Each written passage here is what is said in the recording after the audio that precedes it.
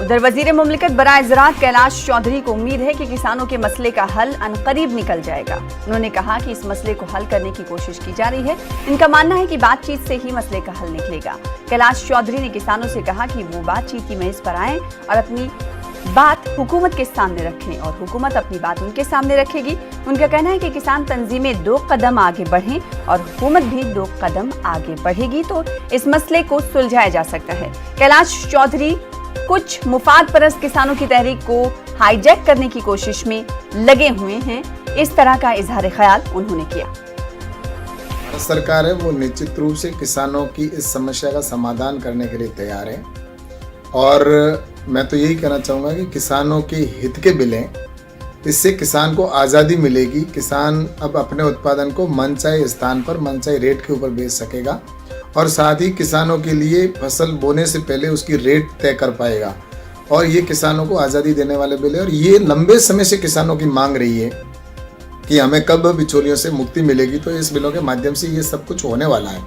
और निश्चित रूप से मैं ये कह सकता हूँ कि आज देश के अंदर किसान है वो इस बिल के समर्थन में है।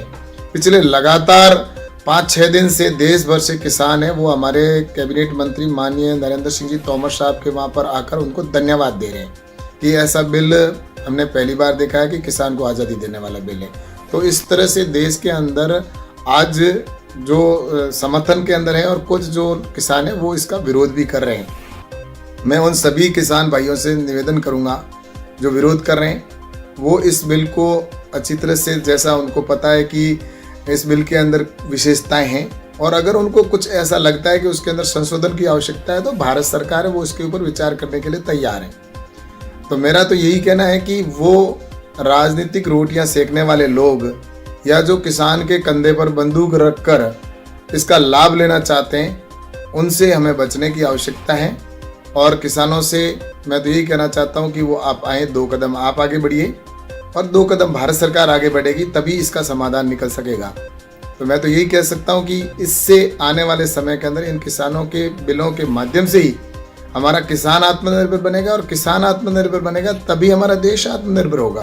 तो इसलिए ये प्रधानमंत्री जी ने जो बिल लाए हैं ये किसानों के हित के हैं और प्रधानमंत्री जी की तो ये सोच है कि किसान को मजबूत करें। इसी वजह से आज 60 साल हो गए, लेकिन 60 साल में आपने देखा होगा कि किसानों के हित के जो सरकारें जो थी उन्होंने कभी किसान के हित का निर्णय नहीं लिया, लेकिन इस सरकार के माध्यम से मैं कह सकता हूँ कि किसानों के जीवन को परिवर्तन करने वाले बिल होंगे।